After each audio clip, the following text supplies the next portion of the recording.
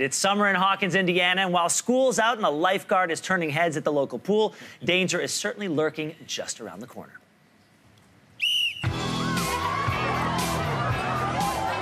Afternoon, ladies. Afternoon, Billy. Take the new suit, Mrs. Wheeler. Thank you. That was a scene from Stranger Things 3 featuring Dacre Montgomery. He's back for the third installment of the series, along with many of your favorites, including a few new faces. And one of those new faces is Cary Elwes, and he's with us this morning along with Dacre. To both of you, thank you for being here. Let me just say, let me just say the wait between seasons of this show, longer than any other TV show for me, because there's nothing like this show on TV. Right.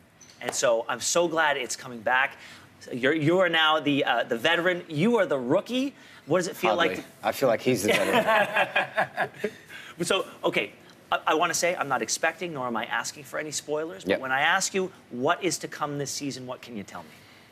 A lot more light and shade. I think the comedy is so fantastically written this season, and the darkness in contrast to that, I think is amazing because the stakes are so much higher as well for all the characters involved. I think it's more powerful and more intense and more terrifying than season 1 and 2 put together. That's how I felt watching it. Totally. Cary, why did you want to be part of season 3?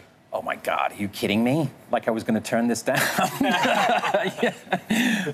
My wife and I binge watched the show before I got cast, and you know, we canceled all our appointments because we're like, we are gripped completely. There's no moving away from this TV set. And so when I got the call, obviously I was completely surprised and delighted.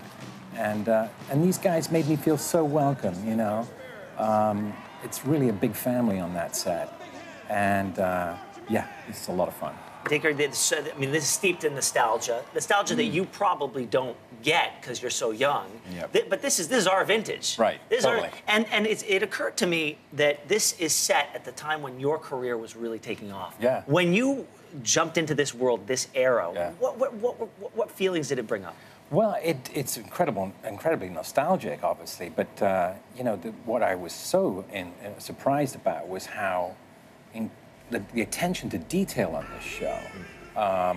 Because if you're from the 80s, I dare you to find anything that doesn't belong there. I mean, it's not like a water bottle in Game of Thrones. It feels like we shot this in 1985. There's not one hair or costume or product that's out of place in this show. It's just phenomenal. Just phenomenal. Dacre, as busy as you are, for those who only know you from this show, they'd be surprised to know that you're also launching a podcast that's featuring your own poetry. Yeah. Is that something that you've been working on for a long time? Yeah, it's a couple of years. I'm pretty nervous. Poetry's pretty close to anyone. I think it's quite personal. But yeah, it's come about in an interesting way that I managed to get all these musicians to compose scores and I narrate my poetry. And we'll see if there's a market for it, but I certainly loved sort of playing the producer. I think it was a new role for me and really exciting and creatively fulfilling. That's great.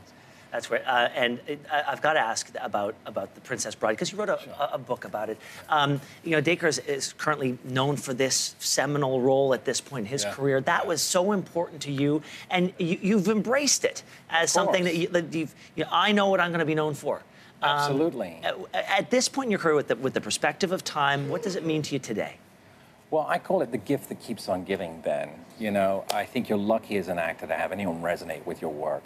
And you're blessed if people, like, accost you in the street, you know? I'll be saying as you wish for the rest of my life.